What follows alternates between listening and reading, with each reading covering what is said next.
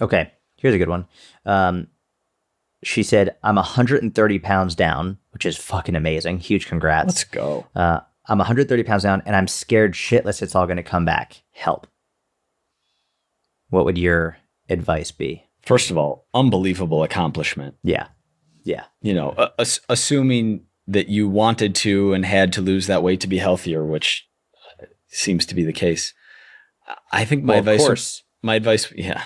130 pounds. My advice would be very contextual on how this person did it, I think. Yeah. So, I mean, number one, I would say is like, I think it's a valid fear, right? Like when people are like, don't be scared, it's like, but I am. So I think number one, it's a valid fear. Like I get it. It's a valid fear. I think another thing that I'd always say to people who are worried about this is the good news is like, now you know how to do it. Right? Like I'm assuming it's not something insanely extreme, like that fat, sick, and nearly dead juice cleanse that so many people have tried. My brother tried that. And oh, really? Yeah, not good. No one do it. It's really bad. But my brother's doing way better now. But you don't want to do one of the juice cleanses. But for what I'll say is this: assuming it's not insanely restrictive. Now you know how to do it, which is a major, major win. Because even if you gain back 20 pounds, cool. Now you know how to do it. Now, what I'll also say is you're probably going to gain some of it back. Like, and by that, it means could be 3 pounds, 5 pounds, 10 pounds. Like there'll probably be a little bit of a regain.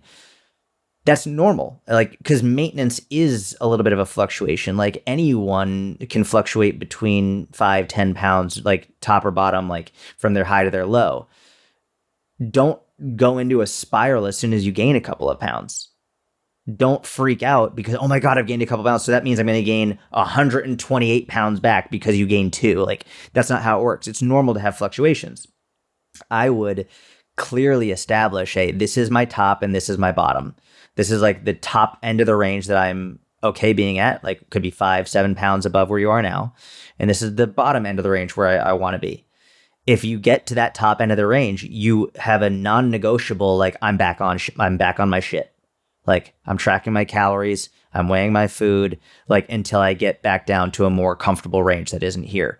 That's what I would recommend. And obviously this is all assuming it's more of a sustainable approach, but I'll also say there are people who've lost a lot of weight doing something very unsustainable, and then they switch to something more sustainable and they keep the weight off. Like that happens. I don't think it's the majority. No, I don't think. I know it's not the majority, but like that still happens. You can still do it.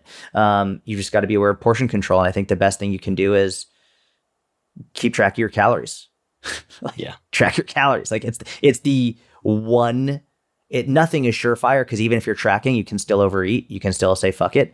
But it is the most surefire and the most accurate way to keep yourself in check, as long as you're honest about it. I'm going to say one last thing because I know then we have a hard stop here in a minute. I agree with all of that. I will just add consistently strength training and making a plan to, even if it's twice a week, 2 days a week or 3 days a week, but making a plan to consistently strength train for the rest of your life is going to buy you so much leeway in terms of that weight going back on.